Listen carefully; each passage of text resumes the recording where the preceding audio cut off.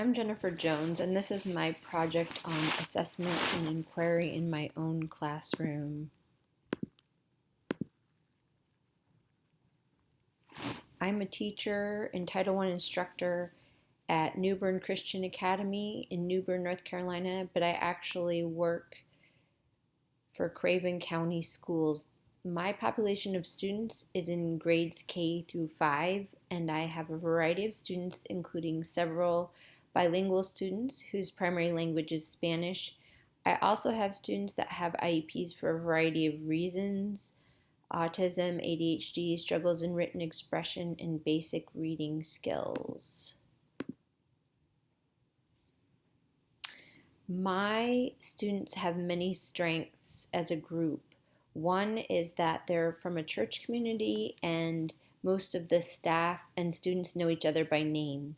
Because of this closeness, as a general trend, the students feel a sense of belonging. The administrators also take time to get to know the families, and they're open to out-of-the-box problem solving to meet the needs of our students.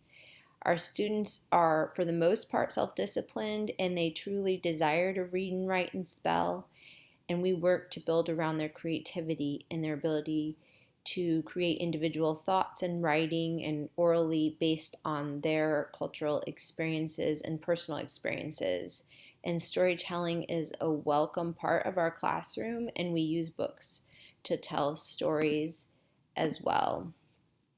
Our current assessments is the Iowa Basic, which compares students to a national norm, is broken down into subject areas and subskills.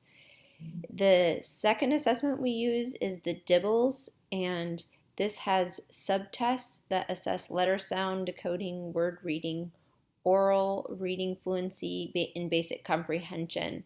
Basically, we use this test to determine risk of students and if they need additional instructional support. It's also used as a means of progress monitoring, and each grade has a criteria or benchmark that is set for the students. This particular test gives us a large amount of data for a small amount of time. Also similar to the Dibbles is the M class, but it addresses more of the comprehension piece and will also assess students that may be at risk. It is more heavily able to assess reading comprehension and will come up with a letter reading level, and that way students can be properly instructed at their reading level. And the last is an informal assessment known as Words Their Way spelling assessment, and it helps determine the next steps for phonics. And it's used to create instructional groups to track growth and to zone in on certain phonics that students might be missing. And just to emphasize, these assessments that identify students at risk are important. Research clearly states the importance of early intervention when it comes to literacy struggles. For example, in the Write-Up Preventing Reading Difficulties, the work finds that students across abilities, classes, cultures, ethnicities, geographic locations, languages, and races that have literacy struggles can improve with instructional support. And as a teacher, when I place my students in small groups to build skills, I'm giving them a huge advantage in ability to receive extra instruction.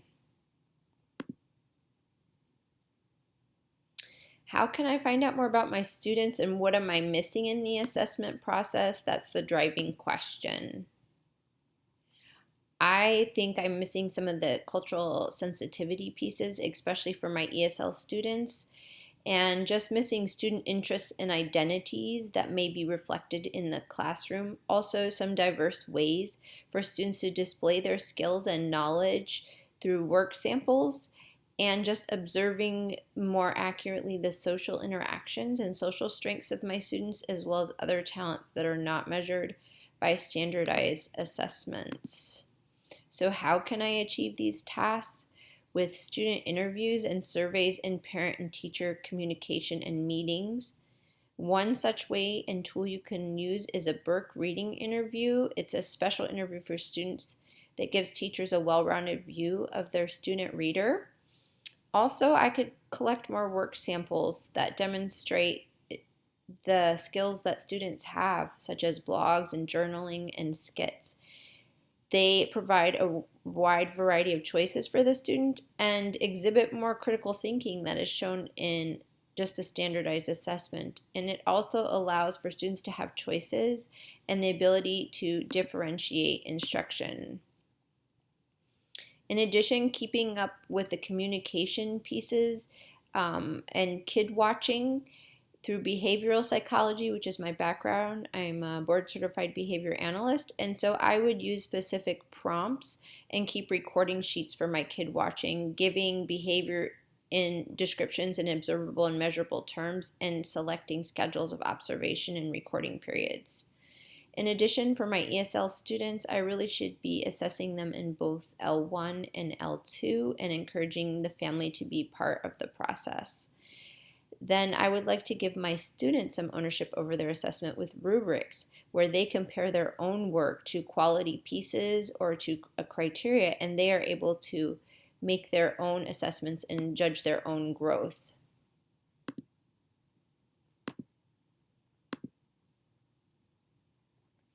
Possible ideas for kid watching are to measure conversation and group discussion, to note first and second choice tasks when students are given choice, to show their interests by observing peer interactions and by observing throughout the day and jotting down notes.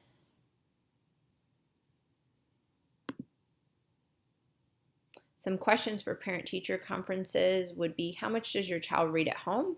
Do they need additional access to services that they're not getting in school? What are their general attitudes toward literacy? How can we enrich their environment in the home and in the classroom? And what are their strengths and areas of interest from the family's perspective, and including their interest in cultural practices, and how could they possibly share these in the classroom?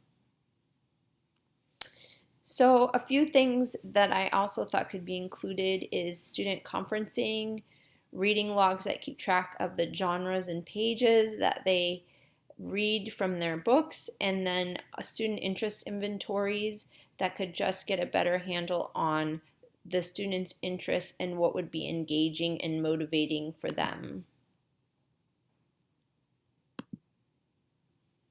So in closing, I thought this project was useful for me to examine my classroom and to see how I can better meet the needs of my students and assess them so that it's more of a well-rounded picture versus just all the standardized assessments, that I'm getting a lot more information from the actual classroom in an organic way.